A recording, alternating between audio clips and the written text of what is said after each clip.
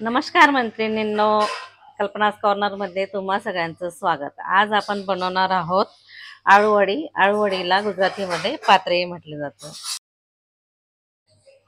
त्यासाठी लागणारं साहित्य लसूण, हिरवी मिरची, लिंबू, मीठ, अद्रक, जिरा आणि थोडेसे धणे।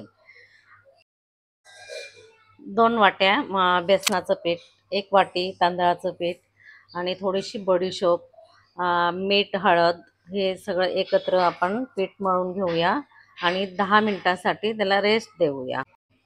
पानं मी स्वच्छ धुवून घेतली आहेत। त्याच्या कडक हार्ड रेषा असतात ना, त्या काढून घ्यायच्या आणि मोठं पान खाली ठेवायचं, त्याच्यावर पीठ लावा आणि त्याच्यावर लहान पान त्याच्या साईजचं थोडंसं छोटंसं लहान पान ठेवूया आणि असे 3 पानं एकमेकांवर ठेवून आणि आपण याचा उंडा करून घेऊ।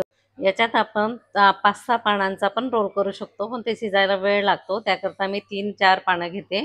कवळे कवळे पानं आहेत, एकदम निंबर पानं घेऊ नका। तर छान असं पीठ लावून घेतलं आहे आणि रोल करून घेतलं। 5-6 रोल मी करून घेतले आहेत।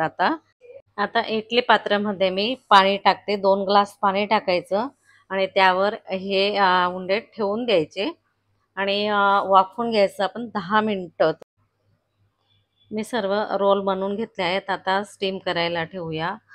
10 ते 15 मिनिटांनंतर वाफेवरून आपण आता थंड झाल्यावर छोटे छोटे त्याचे तुकडे करूया आणि क्रिस्पी क्रिस्पी असे शॅलो फ्राय करून घेऊ। आळूवडी तयार झाली। तुम्ही घरी ट्राय करा। माझ्या चॅनलला लाईक, शेअर, कमेंट करा।